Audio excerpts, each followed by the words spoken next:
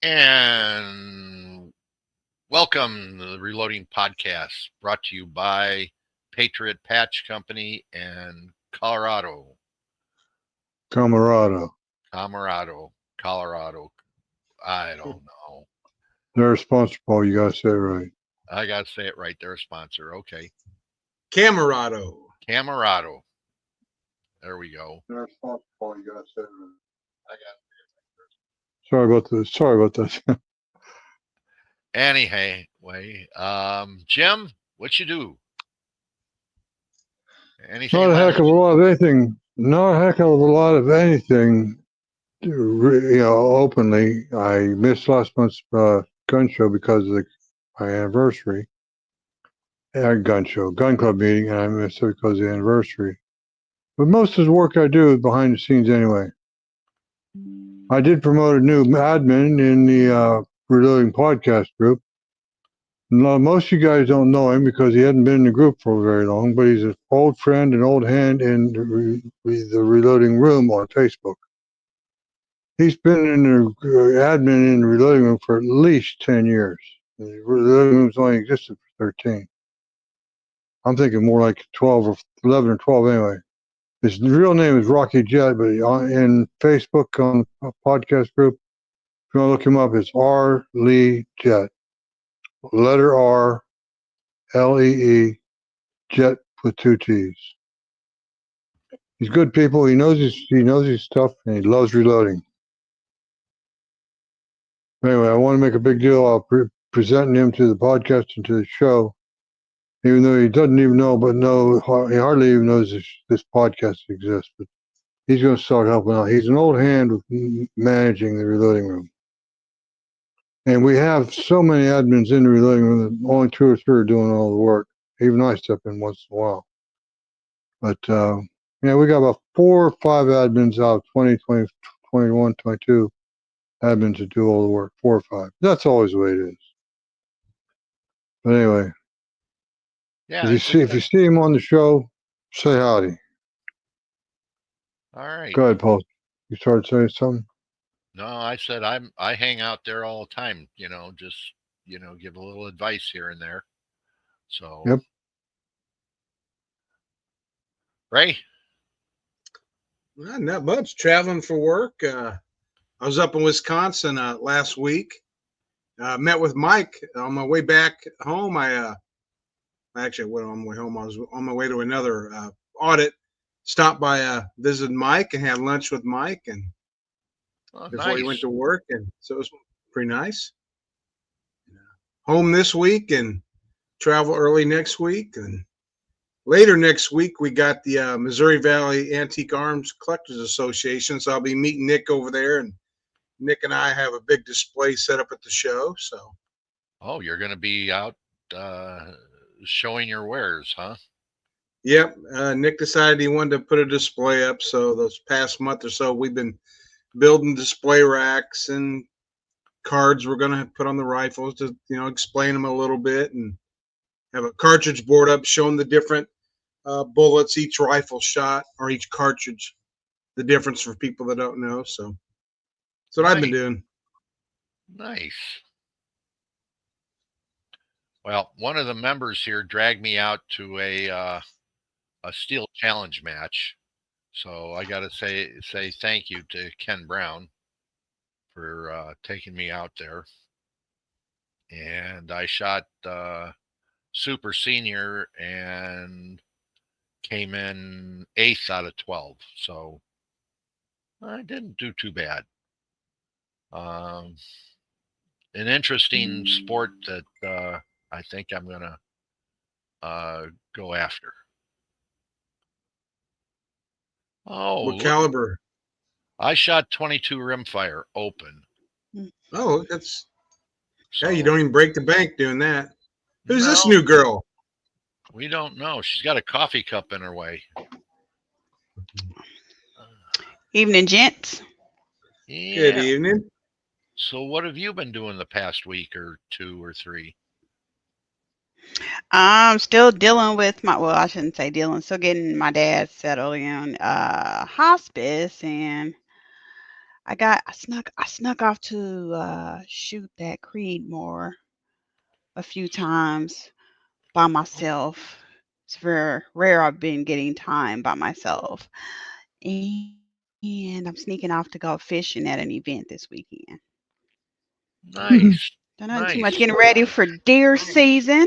Getting started early. Okay. So you on that Creedmoor you've been shooting, you hand load for it? Not yet.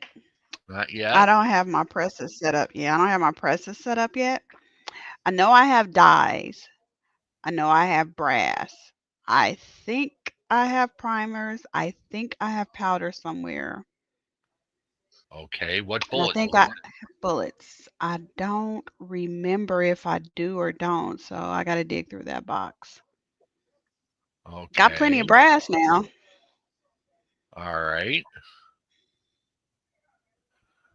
So that's a good way to go into what we're going to talk about today.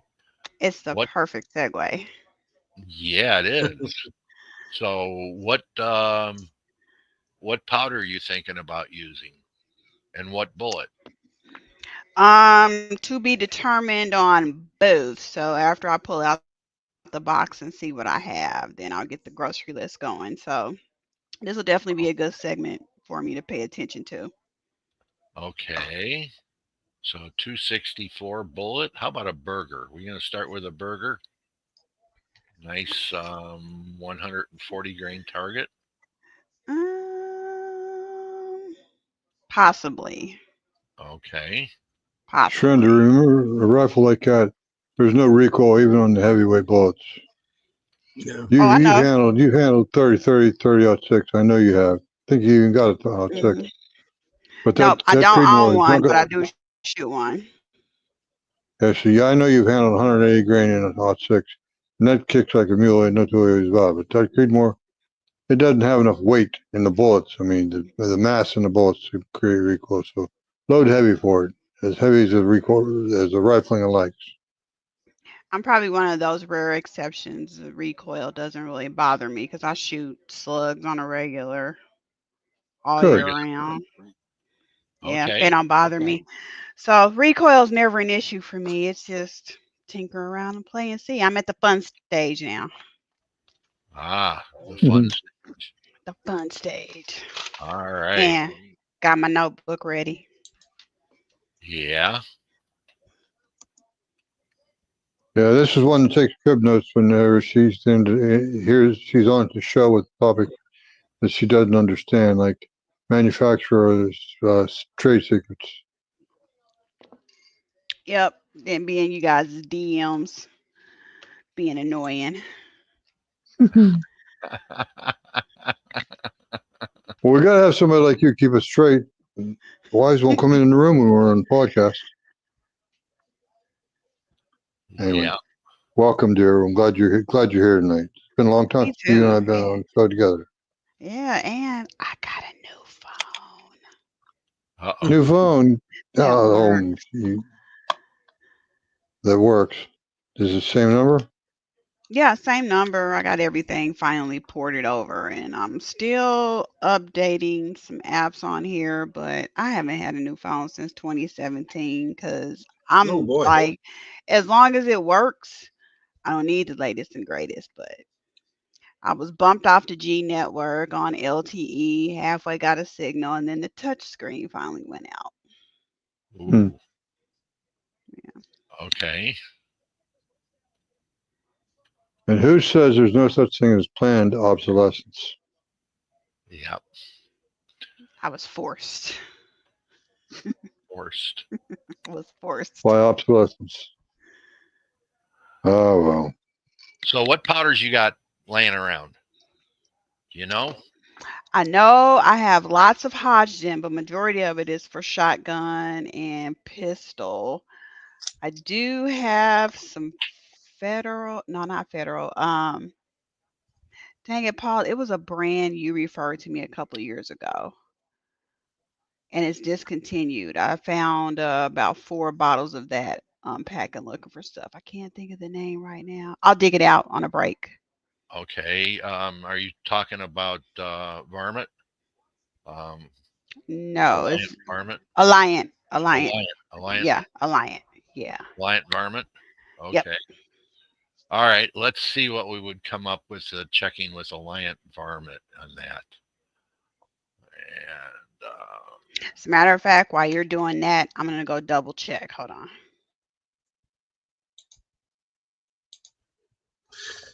There's lots of good powders for 6.5.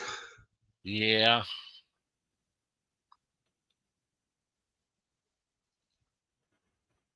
I don't see varmint in this one. They dropped it at this point. So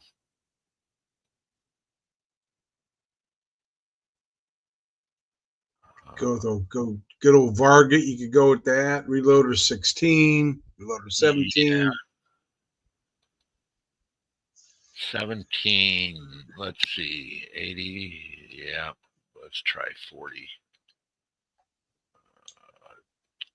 44.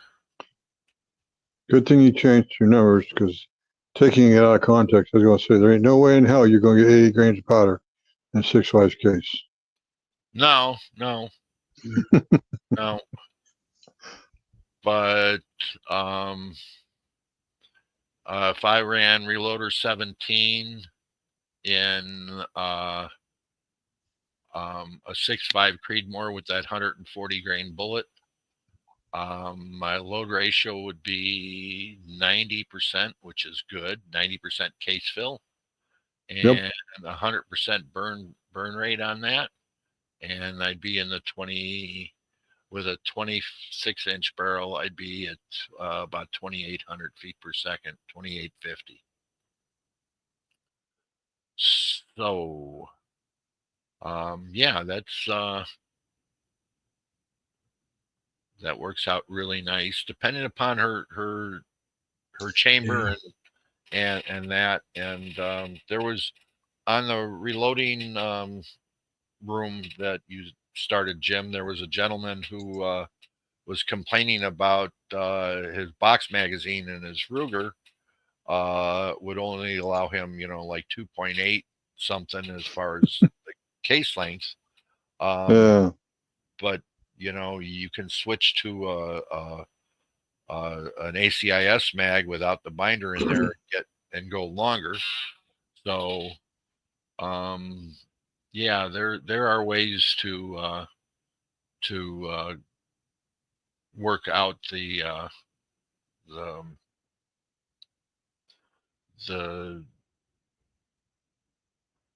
long-throated rifles that are out there. I was going to say, throw that damn box magazine away and single load that beautiful bolt gun. You'd be surprised what you can do with single loading. Oh, sure. But remember, the concept is one shot, one hit. One shot, one kill. Yeah. The idea that then is your precision is one shot, one kill, which is our one shot, one perfect shot. And one perfect impact. There you go. I like that. Yeah. Some people want to try to make it 5 or 20 or whatever, and then they're getting into the variables of their loading habits, the brass cases, their primers, and how do you go around selecting primers for a case like that? It's only a 40. Let's call it a 45, 46 grain powder charge. So a standard primer would work okay. Standard large rifle. If you got small rifle primers, cases, then I think you got to lean on some of the hotter primers, like a Remington 7.5 bench rest primer or something along those lines to get good ignition in cold weather.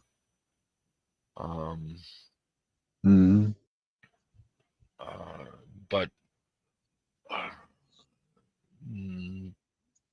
Magnum primer, maybe if it's a CCI or a Federal,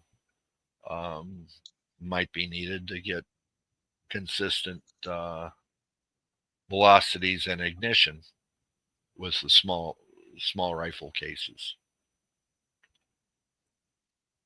So that's something that, you know, we have to look at when we're picking our rifle powders, our cases and bullets and everything else that we're looking.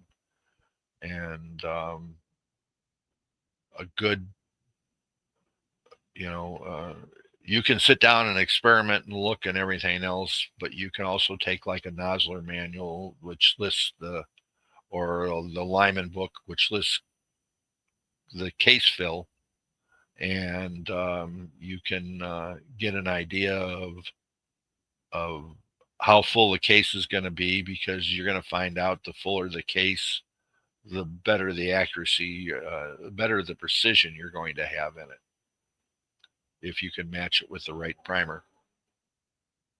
Mm-hmm. What's the best way to find out which primer is suitable for your rifle?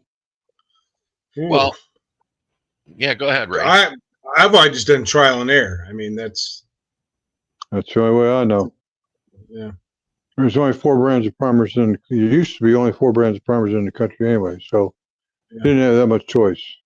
Not anymore. Yeah. Not anymore. Right. We have lots of different primers out there. Yeah. Yep. And, you know. But again, we're back to back to Ray's method. Trial and error. 10 rounds of CCI, 10 rounds of Remington, 10 rounds of Winchester, 10 rounds of Federal. Yep. And Hell, make it fire, man. That's 40 rounds right there. Right. So, you know, and let's say let's go with large rifle primers, and, you know, so we got Remington 9.5s, you got Federals, 215s, you know, Winchester large rifle, CCI 200s. Now we have a new what was it, Lost Rivers primers. Fiocchi is making primers. We have, you know, Gen X, or was it Gen X? Yeah, Gen X. Gen X. You know, we have a lot of different primers that we have to choose from, and you know, with 7 or 8, now all of a sudden, you know, 10 rounds each, and you're sitting there. Now you may not have to fire all 10 of them. You may only fire 3 rounds down the barrel of one primer, and you got, you know, big S, you know, a big ES, a big spread on there, and you're going to say, whoa. Yeah. You know, so even though you load 10 up doesn't mean that you have to shoot 10. You know, right. If you got a big ES, or, you know, it's punching bullets all over the place, okay, stop. You know, you don't have to you know, shoot everything. You know, I take, you know, you can pull bullets, you know, without too much of a problem nowadays, and recycle the components, you know, without too much of a problem. So yeah, we have to, you know, experiment, and but experiment wisely. You know, if 5 rounds, you put 5 rounds down range, and it's going really well then keep going. You get you know, 3 rounds down range, and they're all over the place. And what's the other thing we do? We shoot at longer range. We shoot at a 300-yard range. That way we get a kind of a better idea of dispersion that we're going to have, instead of shooting at 100 yards, even though realistically 100 yards is what 99% of the people are going to shoot at, because that's all they have. Yep. Not all ranges are there to 300 yards or even 200 yards. Those are when you find a range like that, it's nice to stay at one like that. Well, the only thing I wanted to interject into it, if you don't mind, Paul, is every round that goes downrange, goes against the round count of the life of the barrel. That's Right. that it may not be. It's not really pertinent to what we're talking about, but it does go. Oh, it's big time. Depends upon how you treat the barrel too. Yep. I mean, if you're there, hammering away at it, that barrel's going to be a little shorter in its life. But Trenda, you look like you're lost. Do you know what I'm talking about? Round count? Nope, she froze. Yep, she froze.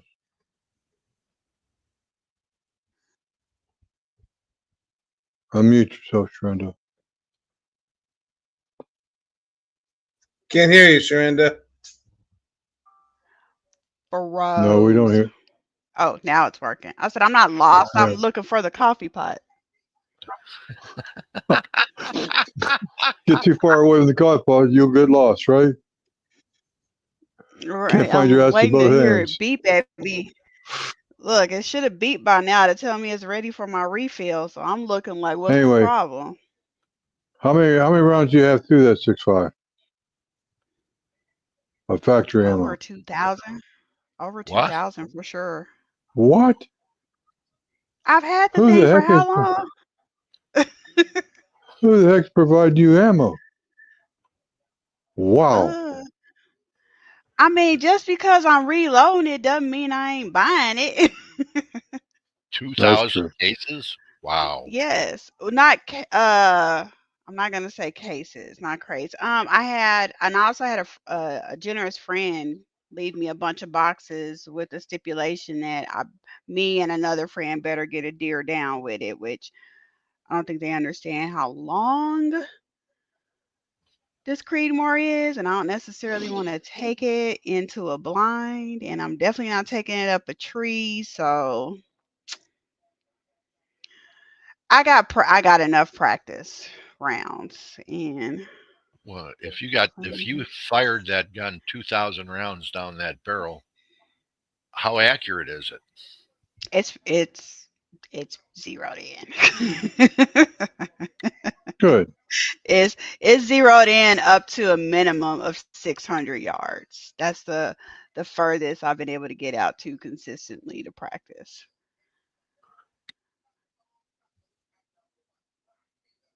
600 yards you've been out practicing, and you're worried about getting it up into a tree stand? Yeah, I mean, it's not going to be much swing space. No, not a tree stand. I'm using a saddle. Okay. Yeah, that's something she sits in the crotch of a tree. So I'll be bumped right up on that tree, and I won't have anywhere to really rest. Yeah. Okay. In a tree saddle. That's when you use a long barrel revolver. Which a short. Yeah, nah. I want a shorter barreled rifle is what I would like to have next. Okay. So yeah, six pack project, a one tree hammock. A tush kush is what I like to call it sometimes.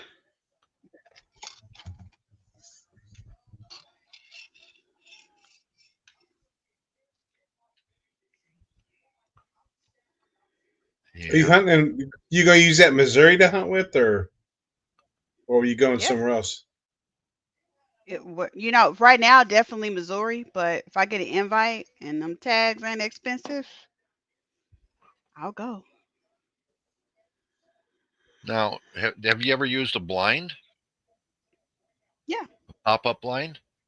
Okay. Yeah, I have one. I have a one person pop up. Most of the time I'll just dig into some brush. I don't necessarily like to take the pop up. I don't like to take a whole bunch of junk. I don't like to spend a whole bunch of time getting ready. I don't have a problem copping a squat and sitting still. I enjoy the pop-up blinds because I can set them up any place, put a chair in there, put a rest someplace on that chair or whatever, and hunt that way. Paul, you probably also have private land privilege. Well, yeah. There's no way in hell I'd leave my blind on public land. No, but you can pop one up and take it, and take it down at the end of the night. It's not a problem. I've never True. had a problem with, going up, setting up on a neighbor's property when there's like, they've asked me to shoot coyotes, and okay, set up a blind, and shoot out of the blind. So see deer all the time, when I'm doing that. So it one person pop up is maybe most 10 pounds. They don't, the fabric weighs nothing. Yeah. And the chair is the heavy part. That's gonna weigh 7-8 pounds along with the rest. And Codwell makes a really nice chair that you can sit in, and it's got a rest in it. It swivels, so that works. And yeah, and 26-inch barrels are not a problem in a blind.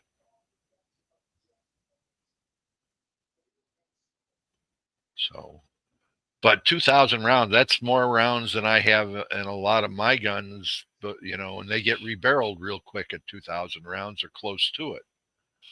So I'm surprised. I'm definitely having fun. Yeah. Yep. What kind of groups are you printing out there, Shrinda? Group size. Half inch, 5/8? They're about 50-cent piece size. She needs a reloading podcast dime. Yeah. On a good day, I've had some dimes, but since it's hot out and I'm just playing around, it's not been that serious. Okay. I got a little ammo to burn, so I've been goofing around playing with holdover and stuff. So. None of us have ever burned ammo just to get rid of it. Well, they say you should shoot with purpose, and this has just been one of those moments where it's like, I think I'll go send a few down. No purpose, just go. Well, the purpose is to warm the barrel up. Want the barrel to stay cold forever. Yeah.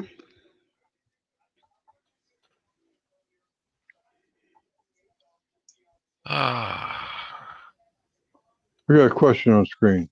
What kind of shelf life does black powder have? I have all my dad's old reloading stuff looking to get started. He has primers also from the 90s. Mr. Conrad, your primers are probably so good. I'm not too sure about the black powder. Depends upon how it was stored. Depends upon how it was stored. True. So if it's been open,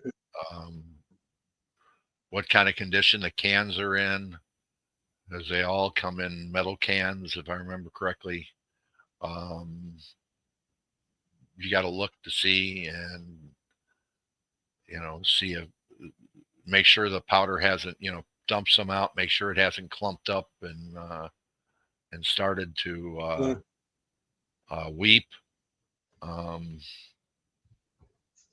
Primers, if they've been kept in indoors in a slightly stable environment, they're good for. Well, I don't think I've ever had a bad primer. Even some of the old ones that I run into, I have primers. I mean, yeah, go ahead. Cool, dry place, they can last 30, 40 years. I mean, it's yeah. Yep. Now I'm confused. Is he talking black powder or smokeless powder? He says black, but the only primers I think you'd use with black powder, they'd have to be oh shoot. What's he say that? But then was he black powder hunting where you used like the 409 primer or what? Well, he's got a follow-up comment. Copy that, he says. It's been indoors and dry. It's in a plastic Smokeless powder. Okay. gallon jug container, but one that has been open already. And it's smokeless powder, not black. Smokeless. Yeah, it could be good 20, 30 years for sure. Yep, Oh, yeah. absolutely. Yeah, I know. Right now I'm reloading primers that are at least 20 years old.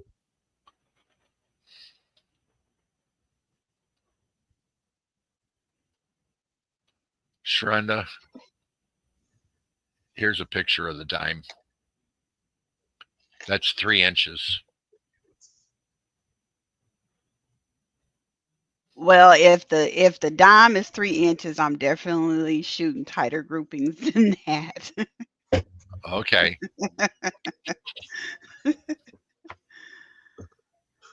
Hell, I took my 03 sniper out with Nick 2 weeks ago, and I was hitting 3 inches at 200 yards. So, Yep. and that was with M2, nothing fancy. I can tell y'all though, I might need to start wearing my bifocals. This getting older. Woo, this getting older is Yeah. yeah. What power scope you got? Let's see. I switched them out. I'm running a 4 to 16 by 44, and then Okay. I forget what the other one is. I swapped out. I had to look over at the box to see what I put on there this time.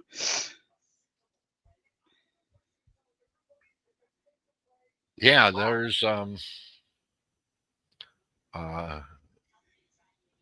you're a little under magnified, but maybe that's just because I have older eyes and I have to wear my squints without you know, because I got a couple I've been going back and forth with. Like we were at Go Wild, we were working with women on mounting scopes and zeroing them in.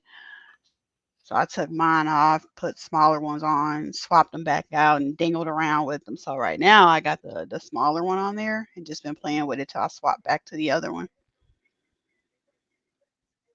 I've literally had nothing to do but to goof around thanks to my generous ammo gift. So there has been puckery to have been had, and I've been having it. yeah, I know that my big game rifles, you know, my deer rifles and up and bigger than that, I have settled on one scope, and I have used that 3 to 9 Leopold 40 millimeter scope my whole life, and so it just comes natural either on a 7 mag or a 30-06 or a 308 in a hunting gun, you know, without a problem. But when I start getting into precision rifles and everything else, then it becomes higher magnification, you know, more wobble, and really learning to press the trigger better. That's that.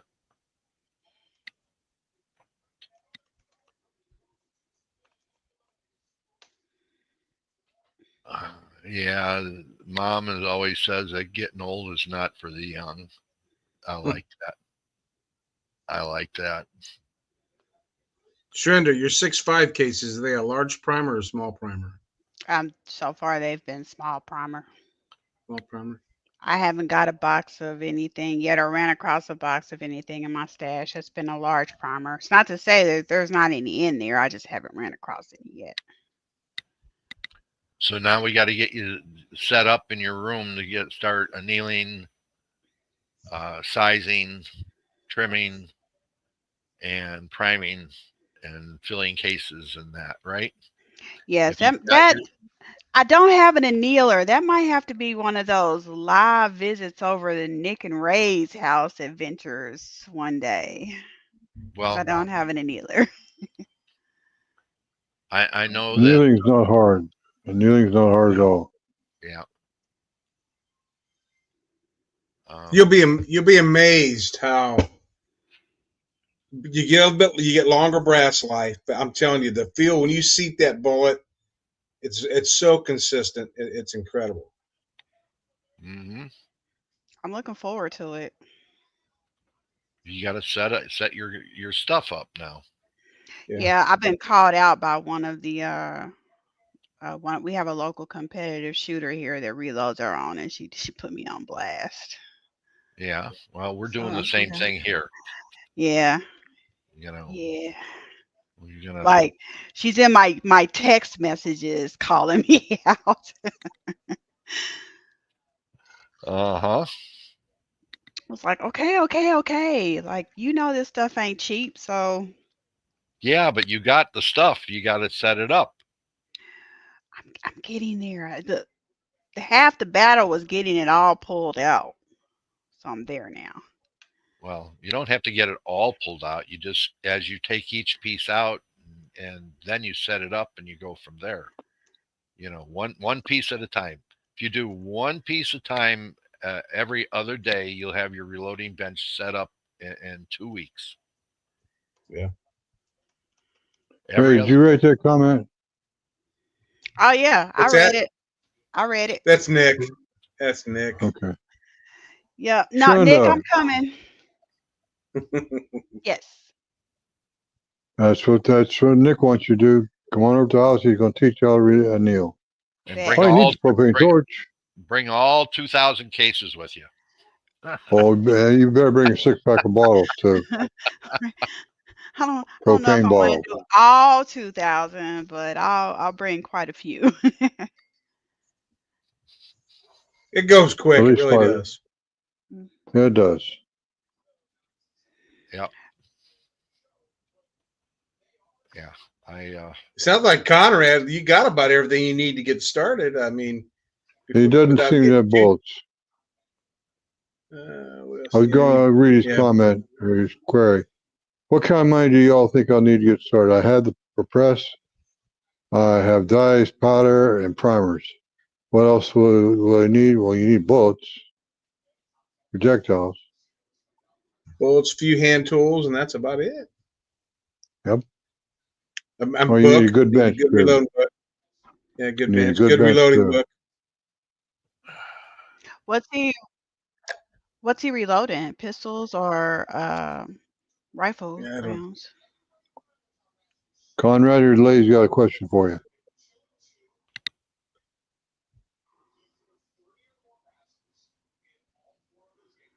I have lead as well, basically. Conrad, are you trying to reload pistol or rifle rounds?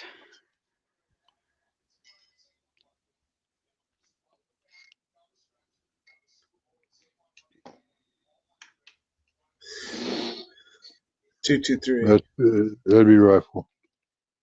223. Yep. So he needs bullets.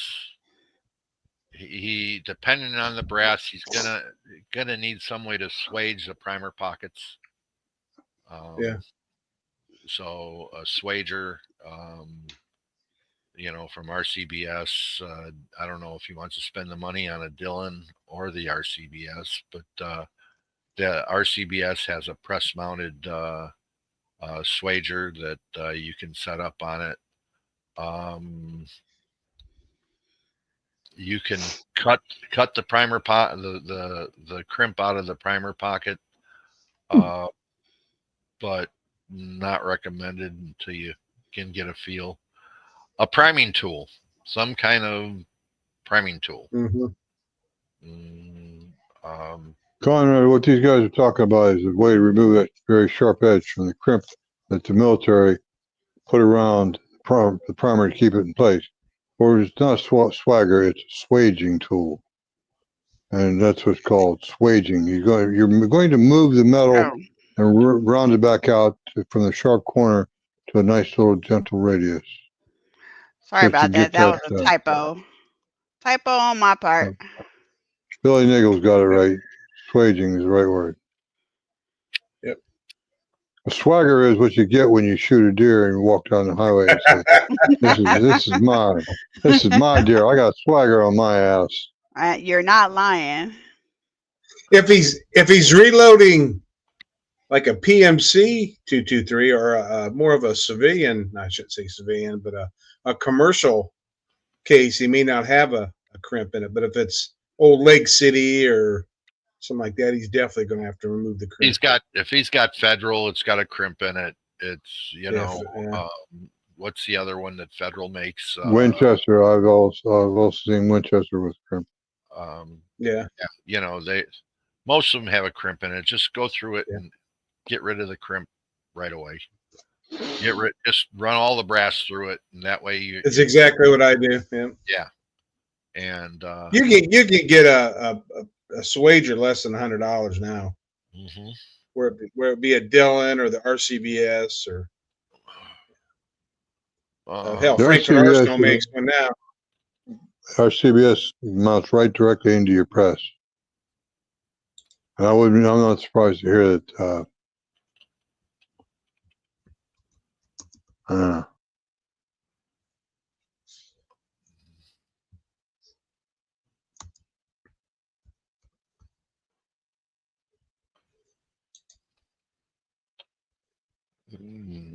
Yeah. So we have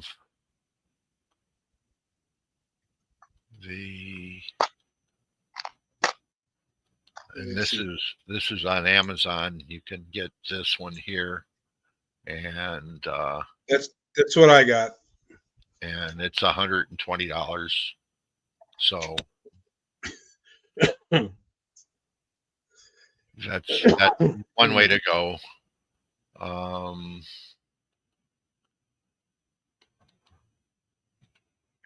That's a press in and of itself.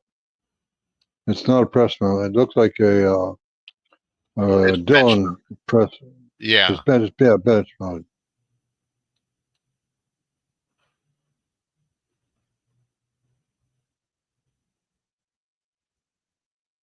And then they have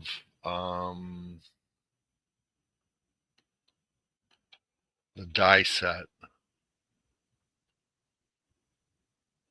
Let's see if I can.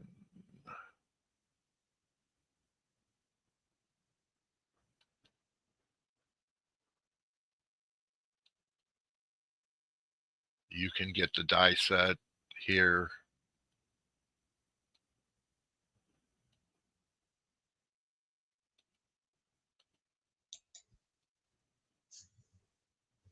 For under $50.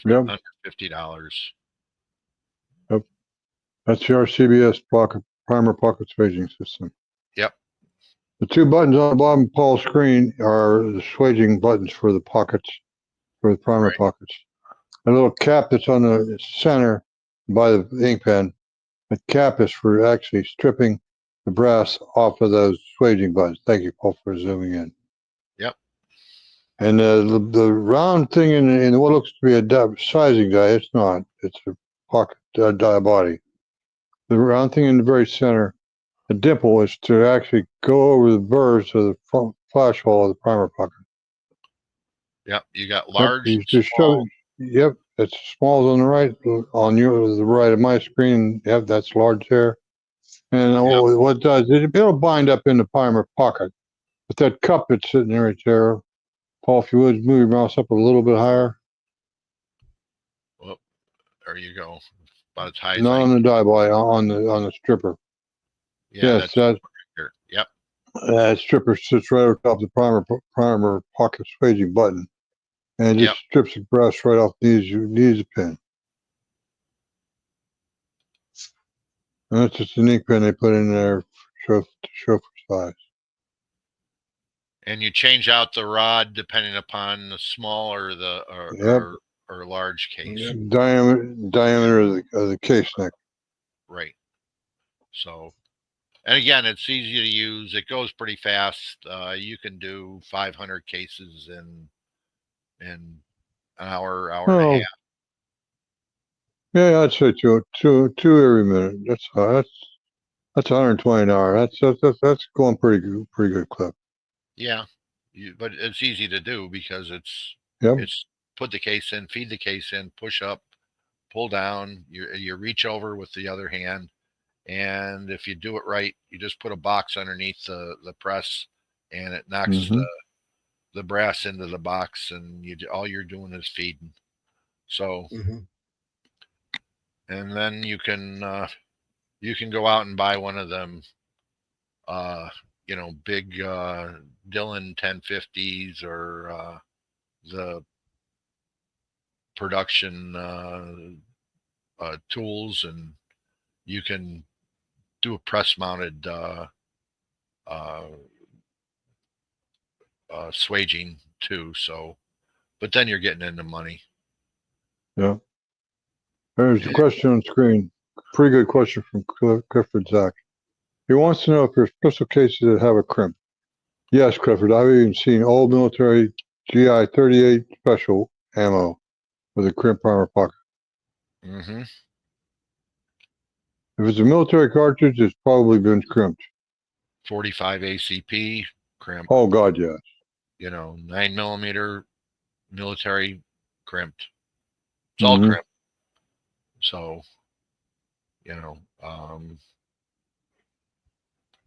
it's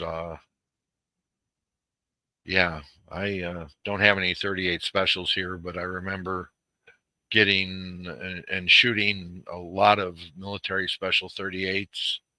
They're all crimped. Mhm.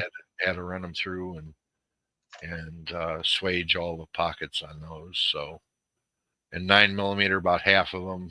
Nowadays, yeah, there's more commercial out there that if you're buying cases, you can get them. They're commercial. Not too much of a problem with military. Military has been reprocessing a lot of their brass. It's not in the same um, vein as it was before, where they would auction off brass. They do, but in smaller lots, because the big training bases recycle all their brass back into Lake City now, and they have. I've seen that same video you're talking about, Paul. I've seen that video. They're recycling the brass. What they're doing, they're actually making fired brass into new brass all over again. They're not reloading it like we do. No, They're actually making new cases out of the old brass. right. Yeah, they'll take it, smelt it down, melt it all down, Mm-hmm.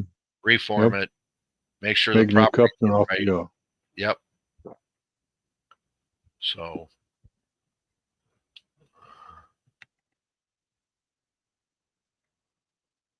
Oh, look, by the way, Paul, I have my Reloading Podcast, Oversized Reloading Podcast t-shirt on. twins. You bet. Twins. Where's your, you got a Cardinal shirt on. Shame on you, man. I was about mowing grass today. At least you knew where to wear the shirt. Anyway, no, you're just giving Ray a little trouble. Now, just so everybody is clear, that's military cases, okay? So 38 special military, 9mm military, 45 ACP military, okay? Civilian, Odd 6. odd 6, 308, 223. Yep. All Any going to be military caliber and any American military caliber is going to have a crimp armor pocket. other than match 308. Right. Match Right. 308 is 7.62 by 51 with 175 grain Sierra bullet, is going to not have a crimp in it. I don't know if I've ever seen match 7.62 or sorry, 5.56 match ammo or not. I don't think I have. I have seen it, and it is crimped because they load it to pressures that they feel are going to be. You're right. So 5.56 is definitely hotter than 323. Right. I forgot about that. And plus, they don't want a primer rattling around inside somebody's trigger group. No. So, and Beg to differ with you, Clifford. He says he did remember the 22, the long rifle were not crimped. The crimp is around the heeled bullet, Clifford. The crimp is in the case, not the primer pocket. Because 22 rimfire doesn't have a primer pocket. It's got a priming in the rim.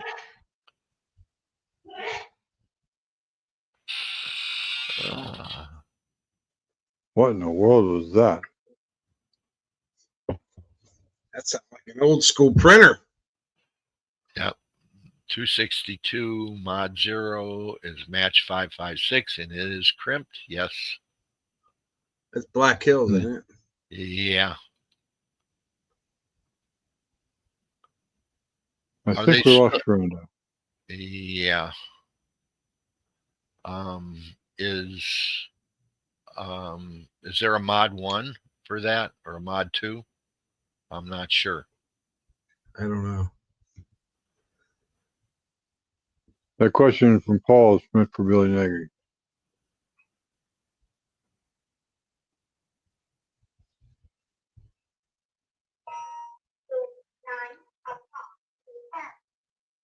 Uh-oh, I'm going to turn into a pumpkin. My wife's talking clock. Okay. He's not sure if there is or not. Okay.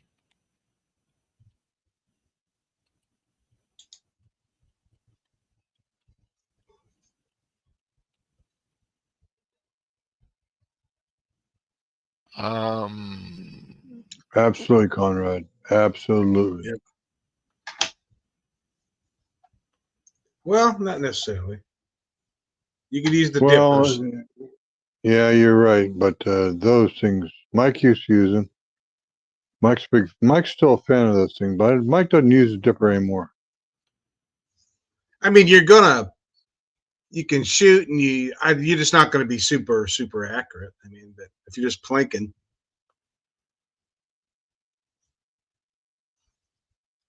Mike, I can tell Nick you've never watched Mike on a show where he's got the dippers out. He teaches you how to dip with precision.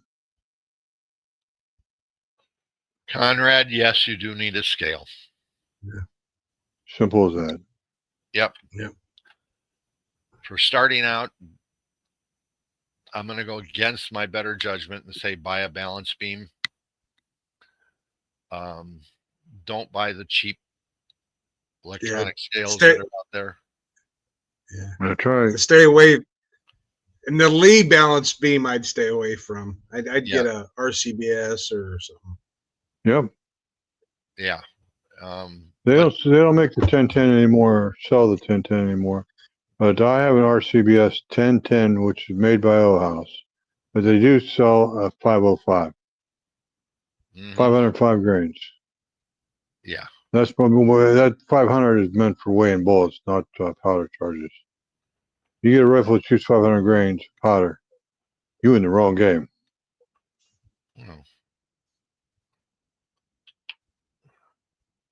Well, Nagy did some research. And Paul, to answer your question, there is a Mod 1 and Mod 1C. The C has a cannular. All the military had cannular. The Mod 1C is for commercial. And this is from Black Hills. And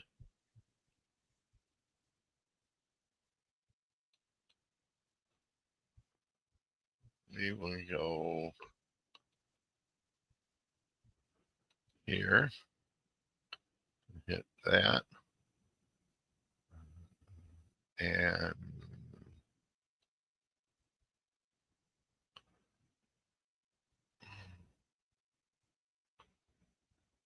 that is from Black Hills.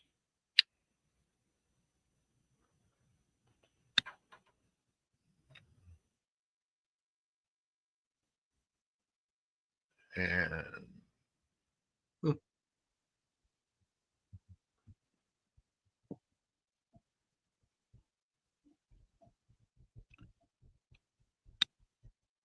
I do this and go here,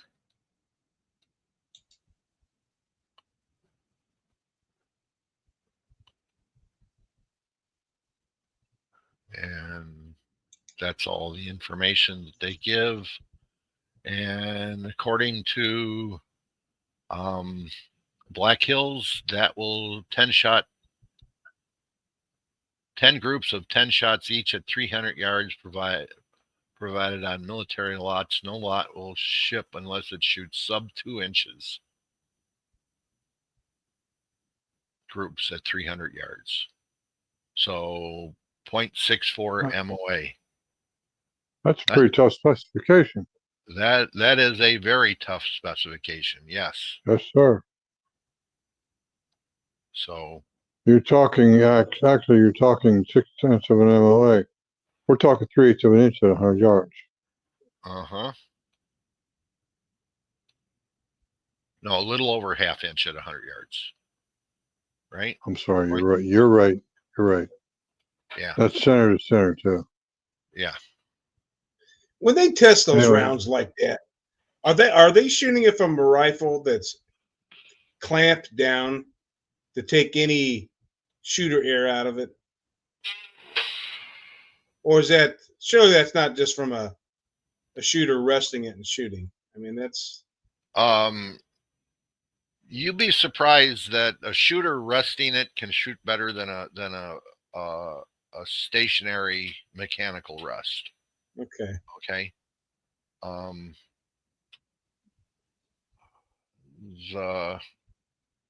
Because I know just from my past experience, if you're not concentrating on your breathing and when you pull the trigger, how much fluctuation you get. It's crazy.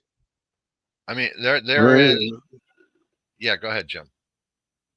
I was going to say, I've seen a guy on a match, on an informal match, military ammo, military weapons. We were on range and all that on base. On one of the army bases we've been to. My old unit was. But anyway, I watched this guy laying there on a wood shavings filled sandbag. Old burlap bags. God, these things are nasty. I watched that guy shoot 3/4 of an inch at 100 yards with iron sights. And you know what? That specification we're talking about is even tougher than what he was doing. Yeah. But 3/4 of an inch, that's 0.75 inches at 100 yards. Iron sights, and they didn't even have shooting glasses on. Yeah. I told him, I said, I hate you. Me and him were good buds. He said, don't talk to me like that. I said, you know I don't mean that shit.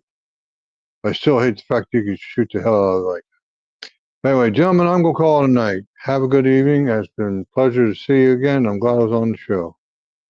All right. Sorry, Take Mr. care, Lay's departure, and good night. Good night, all. Good night. Good night. Good night to the peanut gallery. And I'm going to put my like on there after I sign off. Bye-bye. Good night, Jim.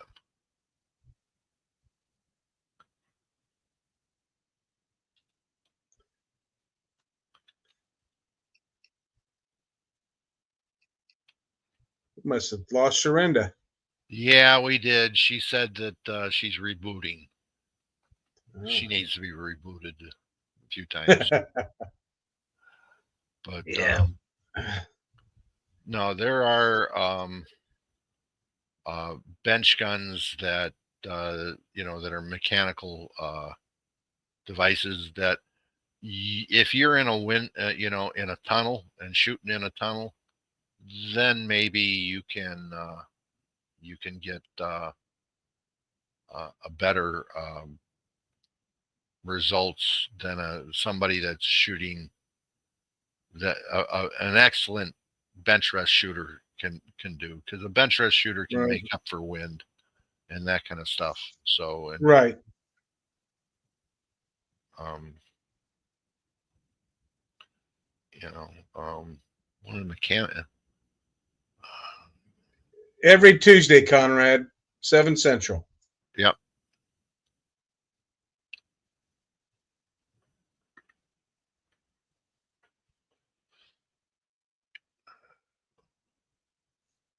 We're here. We're around. We give out free advice.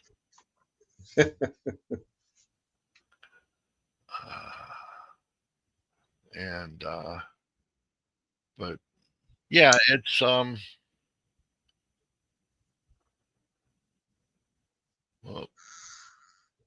there she is. There she's back. All right. We had to reboot.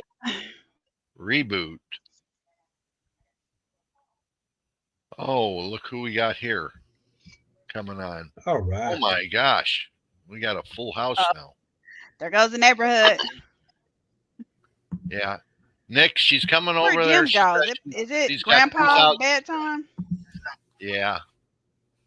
Nick, Sharenda's coming over there with 2,065 cases that she needs to anneal. Okay. I don't I know need if it'll food. be that many being brought over. You need food. What's your favorite? Pizza, burgers, chicken? Yeah, we'll figure something out. So Stop watching the All-Star game. I can tell what you're doing. I just put it on. I had to see the score. You look guilty too. He is. He I just looks got home over to from the side. club meeting. So.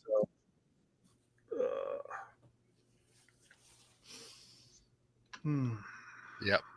So, yeah. Yeah, Go ahead. I would say when I get over to Kansas City next year, Sharenda, we'll go shooting a lot. Me, you, and Nick. That'll be fine. Yeah, so. It'll be nice to be the one asking 150 questions. Nice thing is, Trina, when you come over, I can show you the old school method of annealing, and then like the new school with the annealing machines. So, Bet I'll definitely need I the got both old ways. school method because the way my budget is set up, I will not be able to afford an annealer anytime soon. Okay. And The old school method works. I don't It's think just I not ever as, ordered bullets. not as consistent. Okay. nope. Yes, that's the. And there are annealing machines that can do other things too. The burst fire has a 4-station where you can deburr, chamfer, clean your primer pockets out, and do a few other things to it. And that's is kind of nice. What's that one called? Burst Yeah, fire. I think the burst fire. Yeah, that's one. If I was wanting one to get to kind of mess around with, other than the one I have, the EP integrations, that's one I would probably get because, like you said, Paul, it does both annealing and case prep.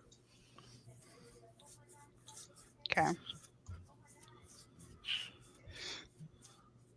It's a pretty sharp looking machine too. So, like the orange and black that it puts out, and so There it's showing its 4-station prep center, so you can. Plus, you can load okay, it. I see it. Load a load it to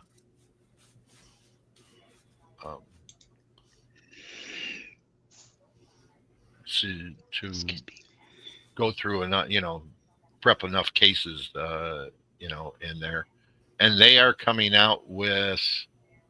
are they coming out with Gen 2? They are coming out with a Gen 2 that is going to be induction annealing, and it's at a reasonable. Interesting. Yes.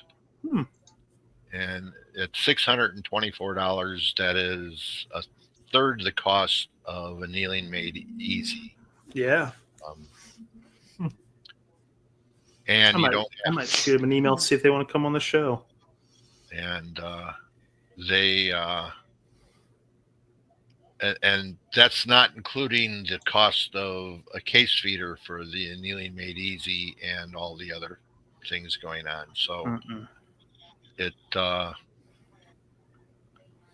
yeah, it is the next purchase that I'm making for annealing brass.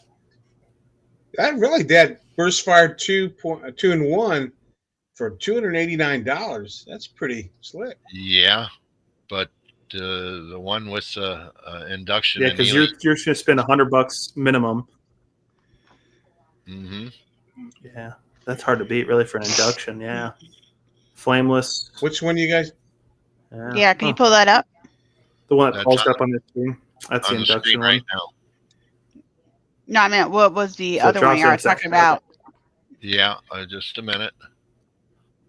We will get that back here in a second. Yeah, because you're going to spend minimum $100 to $150, if not more, on a case prep center, and then Right. so you're halfway there to your annealer, and it's got what looks like metal wheels, spin wheels. That was the issue with the Annealies early on; they were the rubber wheels. Yeah, I think this one tray. uses friction tape. Yeah. Yeah, it does. But that's The only thing I don't like about this one here, on your case prep on top, all your shavings could end up down your annealer because there's not a lip or anything. Oh, But you could always make one. Yeah, I guess you could. I could see how it could be made.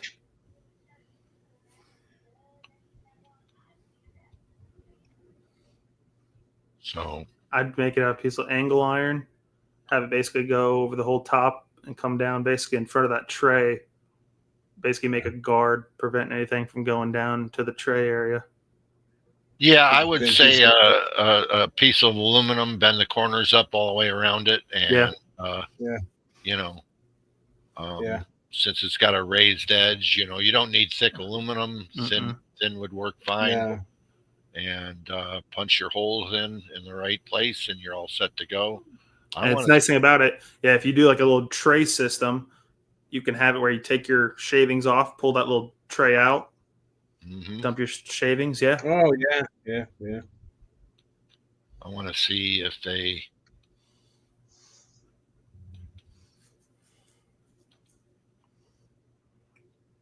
got smart with this one. It looks like the top's a little bit bigger, so you don't have to worry about as much of the issue with the shavings. I'm shocked they just don't reset. That top cover is recessed, a quarter inch or so. Yeah. Yeah. I am looking, what I'm interested in is the top.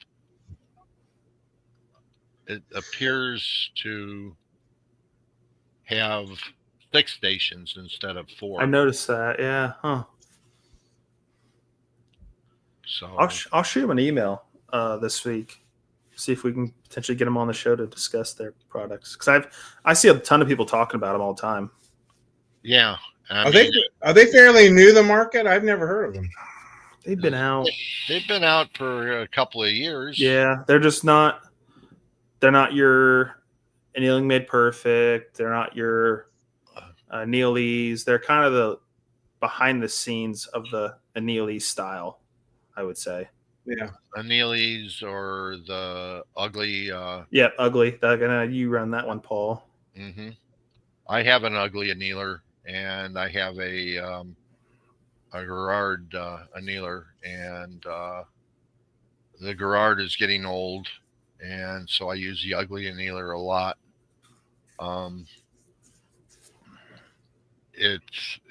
The thing about this is the case wheel here is I don't know how many they give you for each one, if they have different sizes for different cases, so you don't pinch a case in there.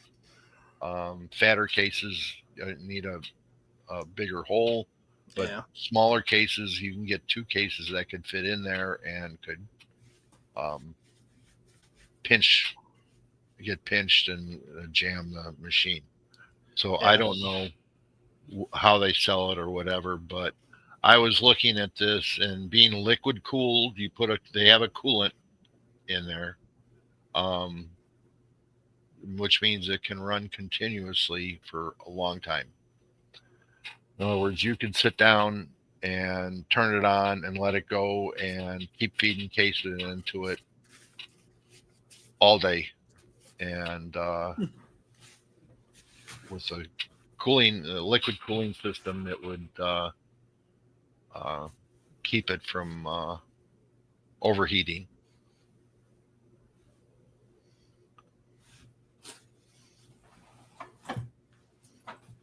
So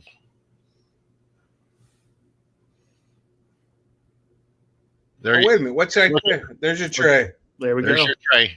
Okay. I don't know if There you I don't go. really know if I don't. It's worth the money all day for that. It is, no doubt. That's worth the money. Yeah. Yep. It's way better than a little aluminum thing anybody's gonna make. Yep. And if you set it on the side, Oh yeah, even better. yeah. Yep. Yeah, they nailed that. Oh, okay. Yeah. Yep. You can get whatever style you want. They got the top or Yep. forward. Huh. Really, at that point, I'd almost get both, because it depends on what you're doing. If you're just doing your case prep, Uh-huh. Oh, that's pretty nice. It goes on, then your tools hold it down. yes, Yep. that is smart. For Oh. 26 bucks, you can't beat it. No, you No. can't even make anything out of aluminum sheeting for that. Yep. Your time, and you're going to cut your hands up trying to fold it and bend it, and just the time Pull and the use. corners in and everything Yep. else. This is punched. Punch, yep. Yep. Super smart. Yeah.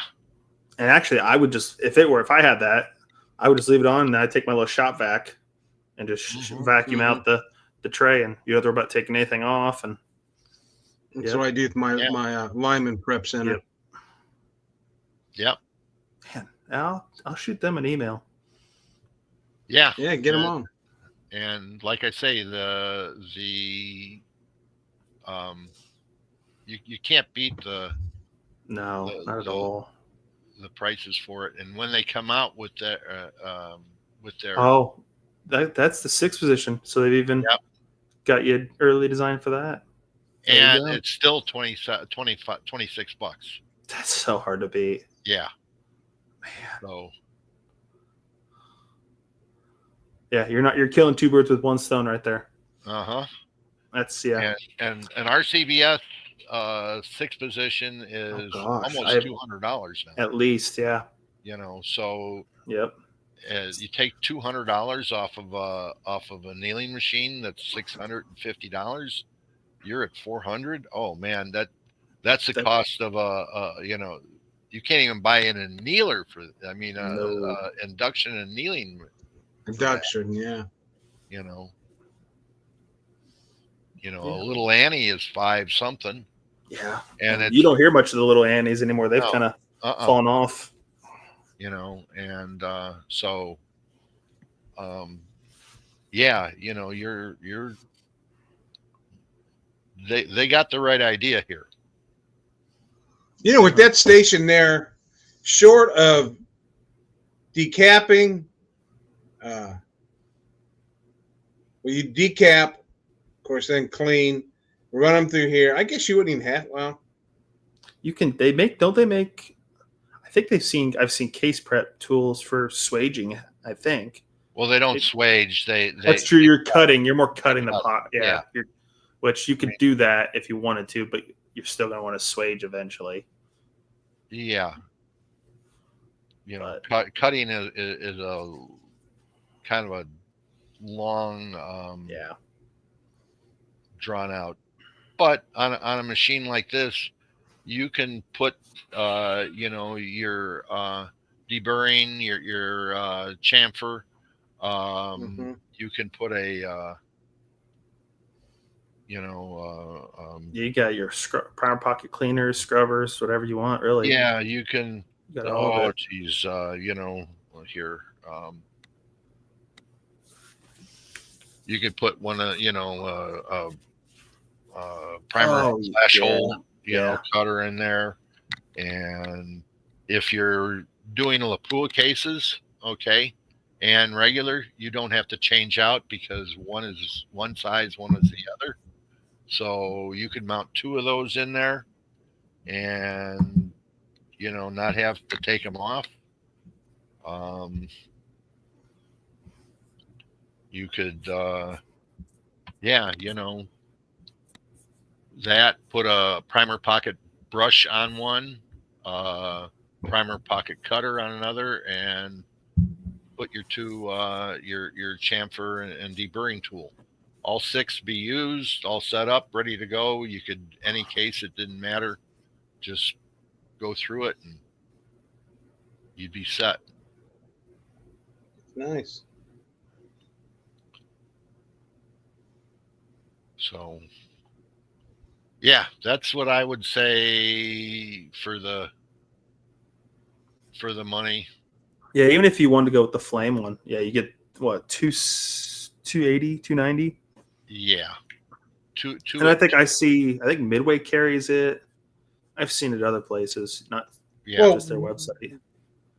What we pay for our EP from Todd? Oh gosh, I don't have my phone. It was 260. We might have gotten a discount, but still, but combining a Annealer and a case prep center, that's a bargain. If I was buying one today, I'd be buying that one. Yeah. And nice thing, biggest thing, I would want to test it. Okay, hang on. He has the different wheels there. So he has a Magnum, a standard. There's a small. So I would want to know what the Magnum goes up to. Well, if you want that, you can go here. Oh, okay. I mean, ShyTech 50 BMG. Yeah, because that's probably what I would want. Like, if I were to be buying that now, I'd want that for like my Snyder cases, my 577 450 cases. I'd probably want that wheel setup. And if you look at all that goes with it, now this is for the flame annealers right now, but if you look at all that goes with it, you got the side plate, the feed plate, you got the cartridge catcher, and the rotating wheel. For $17. That's $17. Okay, $17. Excuse me. It's super easy to change because those are just threaded nut or threaded bolt, little threaded bolts. Looks like a little screw that holds the side plate on. Mm-hmm. Yeah, and they're aluminum, so they're not gonna wear away or expand. You'd want to buy extra O-rings. I mean, I'm sure they sell O-ring kits. Yeah. So for the money, man. There you go. There we go. 577 Snyder. Yep. I'm set with that. I'd be set with that. You could do that on your one you got, though, Nick. I know. I know that. I'm looking if I didn't have the one I have. Yeah. And you didn't have a prep center. Exactly. I'd be looking at other options like this. I don't think the Annealing's has anything that big. I don't know of anything that making anything spinning head wise. I saw those. I'm like, really, that would be my biggest issue. If I didn't have that, I'd have to hand India, which wouldn't be an issue. Well, it is. It's the amount of time it takes to spin a 577 case. Yeah. Okay. Whereas I thought I was to the point because I was actually making some Snyder brass, working on doing some Snyder brass about a month ago. And I did it. I didn't want to worry about firing up my whole EP integrations machine. I was only doing like 7 or 8 at a time. I thought I had them there. Nope. Got one stuck. Yep. Yeah. That's it. You've got consistency is what it is. Yeah. That's where the machine comes in handy. You know, you're going to waste one. That's the biggest thing when it comes to the machine annealing. You just have that one case. You're just going to know you're going to lose it. I find the thing is, go ahead. Best way to do it no, you can do that, or when you waste that case, you know it's over annealed, but every time you go back, you can reuse that case. You're just not going to reload it, but to get it to when you want to get to the glow or the light glow, just keep using those bad cases. I set mine up. Yeah.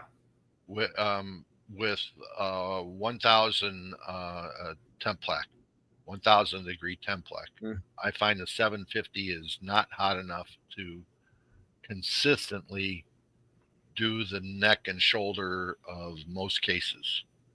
So it's a little more expensive than the regular Templec, but it works. 1,000 degrees kind of makes it. I don't think you can over anneal a case unless you go too far towards the base of the case. Yeah. I mean, I think Eric Cortina did one where he put 2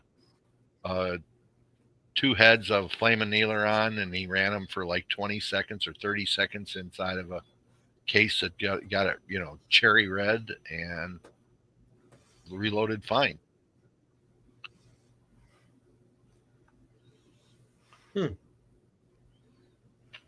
I've always erred on the side of under annealed myself, but then it's harder to get the shoulder to bump correctly. true.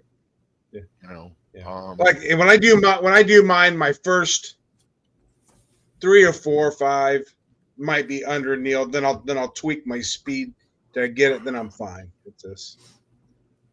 Or you can do the annealies, like not the annealies, the paint, like you're saying. The Templec, yeah. Templec, yeah. And like I say, you got Templec 750, you got 800. You can get it all. You can get Templec all the way up to what was it, 1,300 degrees or whatever. So yeah. But brass, I find it's got to get to. That's the thing about the induction ones is they get it. They don't just bring it up to that 750 degrees. They bring it up past it and let it go back. And by the time it comes out of the machine, it's cooled off, but it's hit a high enough temperature that it's being fully annealed quickly.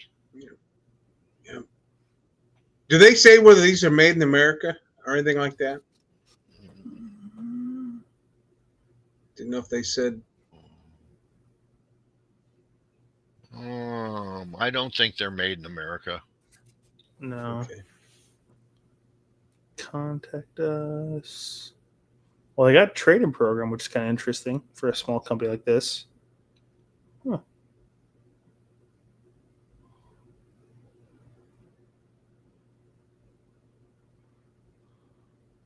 There you go. 35% off of an induction annealer. Dang. That's kind of shocking they take any annealer. Yeah. That's shock. That kind of came out of left field. He probably just sells them on eBay. You're not wrong. He probably does. Yeah. I would turn one in without a problem. Yeah, I'm gonna definitely contact them and try to get them on the show because they got some good stuff. No, Yeah. if you didn't have an annealer and didn't have a case prep center, that's pretty unique. Like when I was listening on the way home from my club meeting, Conrad sounds like he's getting into it. That would be if he's wanting to get into annealing and he didn't have a case prep center and he wasn't worried about spending a little more. Yeah, if you're not afraid to get into the flame annealing, that 280, 290 is hard to beat. Yeah. Yeah, it is.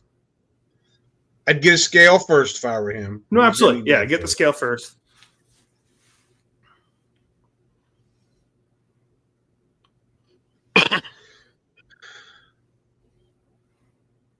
Well, they're saying they use USPS.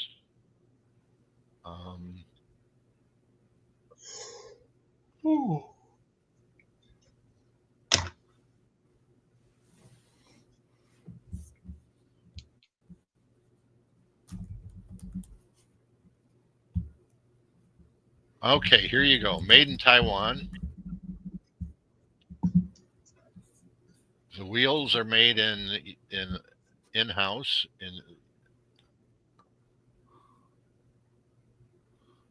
So it sounds like, but yeah, it says it's.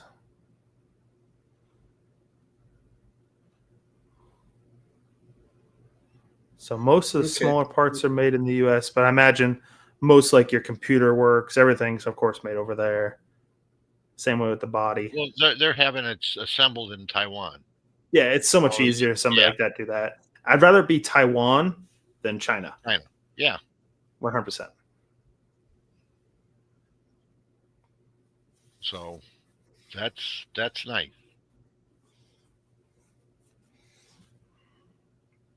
No, I will definitely reach out for them for sure. So That is nice. All right.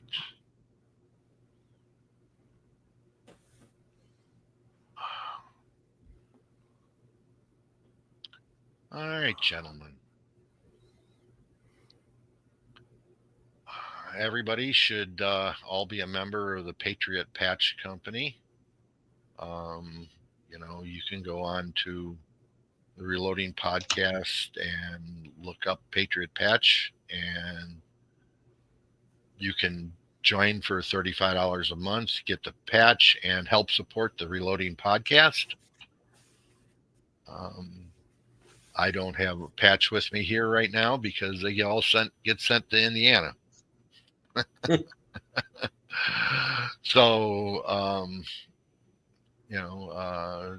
think about supporting the Reloading Podcast. We're paid by Patreon or a direct donation. We also have swag available at Southern Gals Printing. They have the nice T-shirts that we have, mugs and everything else for us. Then we have Camarado,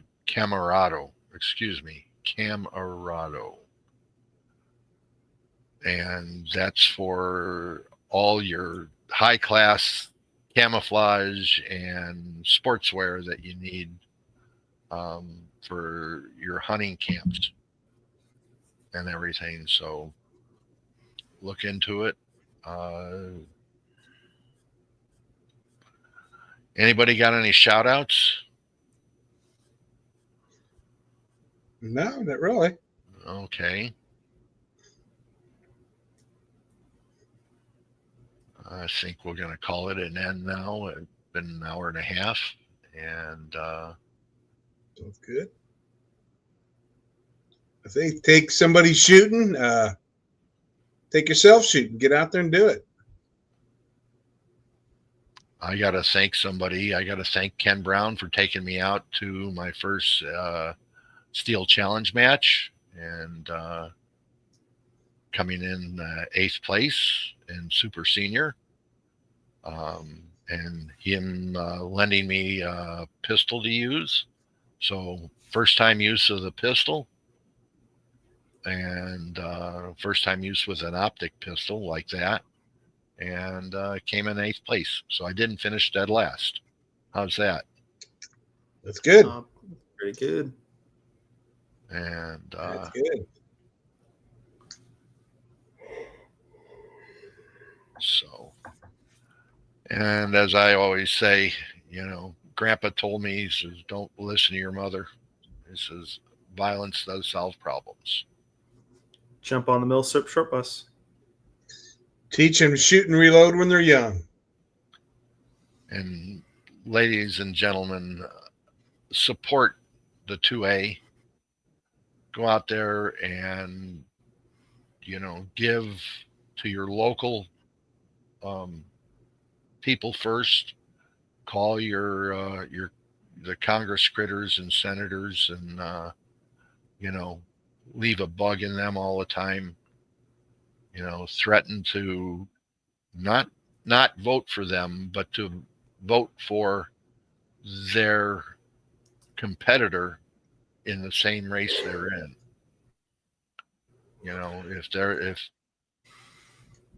If they don't vote the way they're going, you want a different person in there, vote for that different person and make yourself known. Support the all the other groups that are out there. And I have to say that the last thing that we have to go over is, our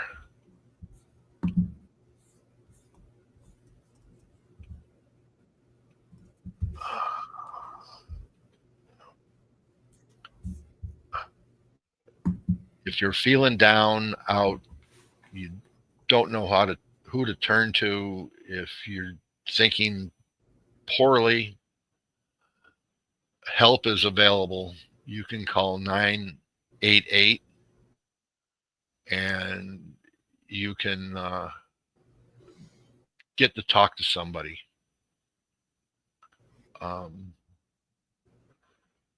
The other number is 800-273-8255. Get help. If someone's in Illinois and they need help, call me. I'll put you in touch with somebody. I just, I talked to people and they said, yeah, they'd help without a problem. So I want to make sure that you get the help that you need. Don't suffer alone. Don't try to hurt yourself. Yep. Because you're going to hurt everybody else even worse, because they feel they love you. So let them,